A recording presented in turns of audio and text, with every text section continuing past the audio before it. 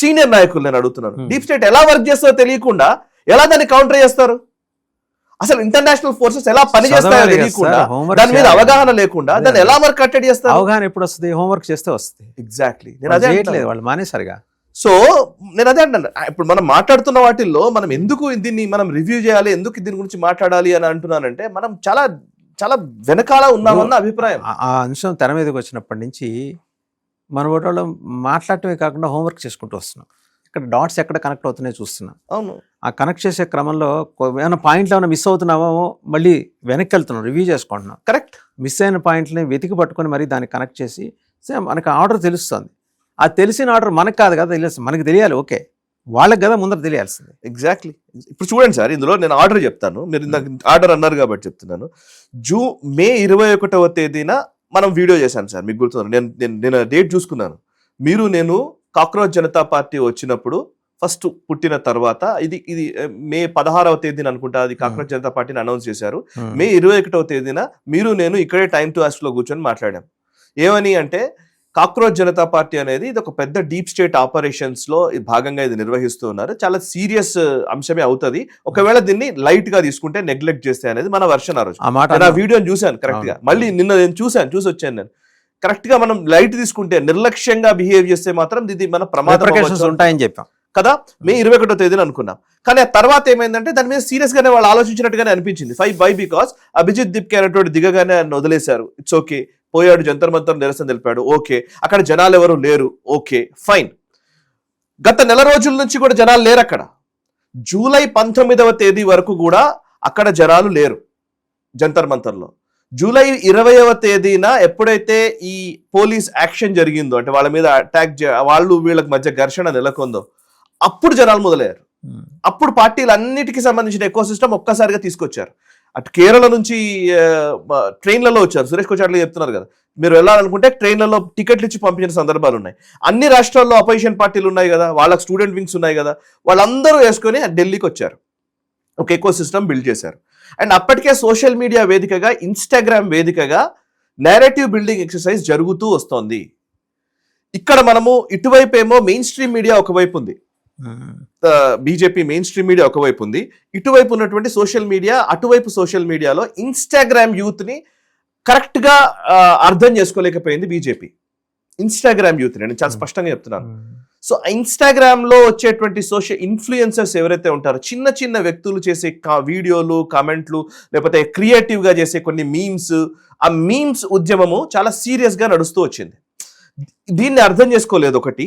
And 20వ తేదీన sudden గా జనాలు వచ్చేసరికి, ఒక పెద్ద ఘర్షణ వాతావరణం నెలకొనేసరికి, 21వ తేదీ పార్లమెంట్ సెషన్స్ ఉండేసరికి మొత్తంగా మళ్ళీ అంటే నెల రోజుల నుంచి పట్టించుకోలేదు. నెల రోజుల నుంచి ఒక మీడియేషన్. నిజంగా ఈ రోజు ఇదే జేపీ నడ్డా అండ్ జితేంద్ర సింగ్ వెళ్ళారు కదా, ఆయన అక్కడే కూర్చున్నప్పుడు, సోనం వాంగ్చుక్ కూర్చున్నప్పుడే వెళ్ళిపోయి ఉంటే అది వేరే ఉండేది, అసలు మొత్తం మారిపోయేది కదా వ్యవహారం. సరే, పోలేదు, మీడియేషన్ వెళ్ళలేదు. రెండోది, ఆర్గ్యుమెంట్ అంతా కూడా వాట్ అబౌట్ నడిచింది. What about that, what about this, what about that అని. యూపీఏ టైంలో ఇది జరిగింది చూసారా, ఇది జరిగింది, మనం ఇవి మాట్లాడుతున్నాం కానీ వాళ్ళు ఆల్రెడీ షట్ ఆఫ్ అయిపోయి ఉన్నారు, దాన్ని అసలు పట్టించుకోవట్లేదు వాళ్ళు. అండ్ ఇన్స్టాగ్రామ్ అల్గారిథం చాలా కీలకం వాసు గారు. మీరు చూడండి, మీరు యూట్యూబ్ కానీ మిగతా అల్గారిథమ్స్ కంటే ఇన్స్టాగ్రామ్ అల్గారిథం చాలా స్పీడ్ గా ఉంటుంది. వై? బికాస్ మీరు నేను జస్ట్ ఊరికనే చెప్తున్నాను, anybody can try. Actually Instagram లో మీరు 2 వీడియోస్ చూడండి, 2 videos, same videos, 2 videos search చేసి చూడండి, మీకు 2 రోజులు అదే ఫీడ్ వస్తుంది. అవును, మీరు ఆంటర్‌ప్రెన్యూర్స్ గురించి ఫీడ్ చూసారనుకోండి, మీకు కంటిన్యూస్గా ఆంటర్‌ప్రెన్యూర్స్ ఫీడ్ వస్తుంది. మీరు లేదంటే ఏదన్నా ఈ కొంచెం లిటరేచర్ మీద చూసారనుకోండి, లిటరేచర్ మీద ఫీడ్ వస్తుంది. అంటే యూట్యూబ్ అల్గారిథం చాలా ఫాస్ట్ గా గ్రాప్ చేస్తారు. నువ్వు ఏదైతే చూస్తున్నావు, ఎక్కడ ఎంగేజ్మెంట్ ఉందో ఆ ఎంగేజ్మెంట్ మీద ఇంకా మీకు వరద అసలు ఆల్మోస్ట్ ఒక పోస్ట్ ఉంటుంది అనమాట. వీడియోస్ ఇంక వస్తూనే ఉంటాయి. వీడియోస్ కాంటెంట్ ఎవడు క్రియేట్ చేసినా అది వస్తుంది నీకు. సో ఏదైతే పోతుందో, అంటే ఏ పర్టికులర్ వీడియో ఎక్కువ మందికి ట్రాక్షన్ బిల్డ్ చేస్తుందో ఆ వీడియోని ఎక్కువ పుష్ చేస్తుంది ఫాస్ట్ గా.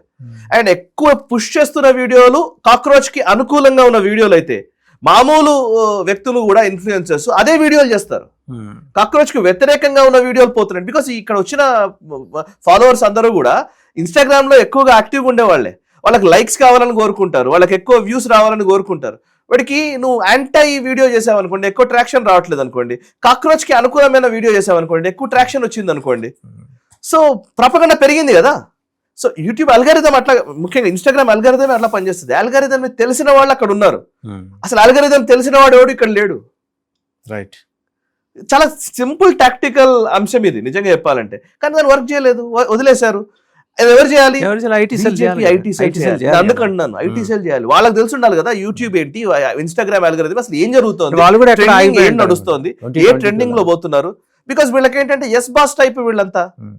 వీళ్ళంతా ఏంటంటే మా మోదీకి ఏం కాదు, లేదా మా బీజేపీకి ఏం కాదు, ఎవరికి ఏం కాదు, వీళ్ళందరూ వేస్ట్, ఎందుకు పనికిరాని వాళ్ళు, ఇది చెత్త, ఇది చెత్త, ఇది చెత్త, ఇది చెత్త.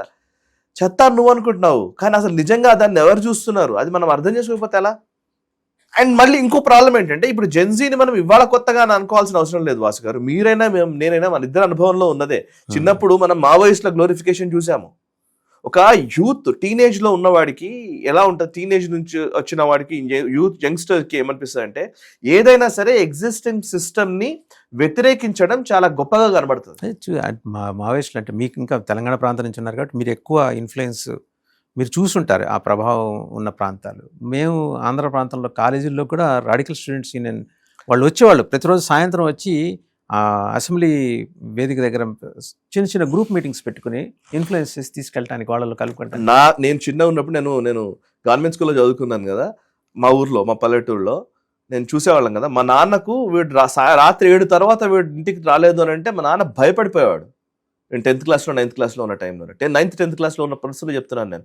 అంటే 7 లోపల వచ్చేయాలి వాడు ఇంటికి, ఎక్కడ వీడు అటు వెళ్ళిపోతాడు అని భయపడి చూసావు. అంటే ఆఫ్ కోర్స్ ఆ ప్రొటెక్టివ్ వాతావరణం మనకు ఉంది, కానీ లేనప్పుడు ఇంకేమవుతుంది? అండ్ ఎగ్జిస్టింగ్ సిస్టమ్ ని విమర్శించడమే నిజంగా ఆ రోజుల్లో ఫ్యాసినేషన్, ఆ రోజుల్లో గొప్పతనము, ఈ రోజుల్లో గొప్పతనం అదే. యూత్ ఆలోచనలు అలాగే ఉంటాయి, అది బయాలజికల్ థింగ్. అది మనం ఏం ఇవాళ జెన్జీ మీమ్ల ద్వారా చూపిస్తున్నారు. ఆ రోజు గన్ పట్టుకుని వెళ్ళాడు వాడు. లిటరల్లీ మాట్లాడితే నేను గన్ నాకు చాలా గొప్పగా కనబడుతుంది, గన్ పట్టుకుని వెళ్తే నాకు ఏదో నేను గొప్ప పని చేస్తున్నాను అనిపిస్తుంది. దానికి లాజిక్ లక్కర్లే, దానికి లాజిక్లు ఉండవు, దీనివల్ల జరిగే రిపర్కేషన్స్ మీద అవగాహన ఉండదు. ఈ రోజు మొమెంటరీగా ఏం చేయాలో దాని మీదనే ఉంటుంది అంతవరకే. సో దట్ మొమెంటరీ యాటిట్యూడ్ ఆ రోజు ఉంది, ఈ రోజు ఉంది. ఆ రోజు వాడు అలా చూపించాడు, ఈ రోజు వాడు మీమ్ల ద్వారా ప్రపోర్షనేట్ గా అర్థం చేసుకునే శక్తి, యంత్రాంగం, వ్యవస్థలు ఈ రోజు పెరిగినప్పుడు ఎందుకు అర్థం చేసుకోలేకపోయింది బీజేపీ? అదే అంటున్నాను, అక్కడే తప్పు చేశారు. అక్కడ నిజంగా అంటే తప్పు అనే కంటే కూడా దాన్ని అర్థం చేసుకోవడంలో ఎక్కడో మిస్టేక్ జరిగింది. దాన్ని పునరావృతం కాకుండా చూసుకో. ఏదైనా సరే తప్పు ఎప్పుడు జరుగుతుంది. సో తప్పు జరగడాన్ని మళ్ళీ అదే తప్పును రిపీట్ చేసావరంటే మాత్రం పూర్తిగా ఓటమికి దారితీస్తుంది. సరే, వీళ్ళందరితో పోలిస్తే కనీసం 20 ఏళ్ళు పెద్ద ఆయన ప్రధానమంత్రి, ఆయన అందుకున్నంత వేగంగా మరి వీళ్ళు అందుకోలేదు. నేను కరెక్ట్ చెప్పారు సార్, మీరు చాలా పర్ఫెక్ట్. 20 ఏళ్ళు గ్యాప్ ఉంటుంది. ఆయన అందుకున్నారు. ఐటీ సెల్ లీడ్ చేస్తున్న వాళ్ళకి ప్రధానమంత్రికి 20 ఏళ్ళు గ్యాప్ ఉంది. ఆయన అందుకున్నప్పుడు వీళ్ళు ఎందుకు అందుకున్నారంటే ఆయన ఇంతకు ముందు చేసింది కూడా ఉంది ఇందులో. నేను ఎగ్జాంపుల్ చెప్తాను మీకు. 2014 ఎలక్షన్స్ కి ముందు వాసు గారు, అప్పుడంతా మెయిన్ స్ట్రీమ్ మీడియానే ఉంది, శాటిలైట్ ఛానల్లే చాలా కీలకం అప్పుడు కదా.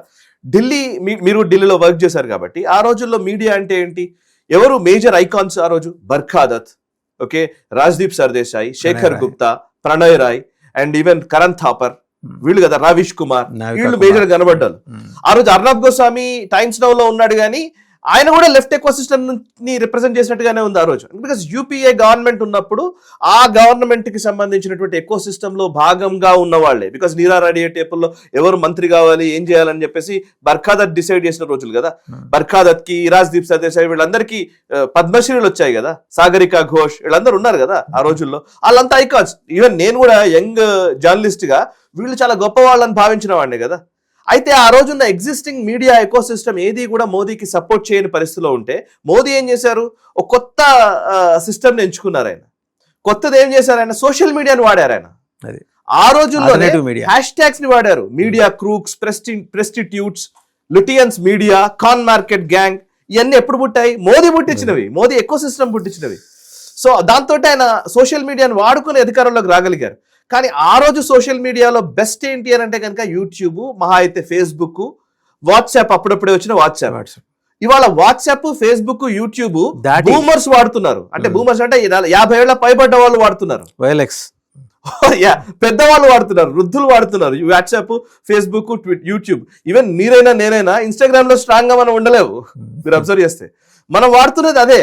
కానీ ఇప్పుడు కొత్త జనరేషన్, మీకు నేను నెంబర్ చెప్తాను, 15 to 25 years పాపులేషన్ ఈ రోజు అంటే ఒక అంచనా 15 to 25 years పాపులేషన్ 25.8 crores అంటే సార్. టోటల్ పాపులేషన్ లో 17% ఉన్నారు. Okay, 25 to 30 years 12.3 crores. అంటే ఆల్మోస్ట్ 30-40 కోట్లు 35 కోట్ల మంది 30 ఏళ్ల లోపు ఉన్న వాళ్ళే. 30 కోట్ల మంది పాపులేషన్ ఉన్నటువంటి యూత్ ఇన్స్టాగ్రామ్ లో ఉన్నారు, ఒక కొత్త సోషల్ మీడియా మాధ్యమాల్లో ఉన్నారు. మీరు వాళ్ళని రీచ్ అవ్వలే. ఆయన యూట్యూబ్ లో ఫేస్బుక్ లో స్ట్రాంగ్ గా ఉన్నారు బికాస్ ఆఫ్ యూట్యూబ్. ఆ తేడా ఈయన గమనించారు. సో మోదీ ఇప్పుడు మళ్ళీ ఆ ట్రాన్సిషన్ లోకి వెళ్ళాలి. ఆ నెక్స్ట్ జనరేషన్ సంబంధించిన రిప్రజెంటేషన్ ని మినిస్టర్స్ లో ఫేస్ ఆఫ్ ద గవర్నమెంట్ అన్నట్టుగా తీసుకురాగలగాలి.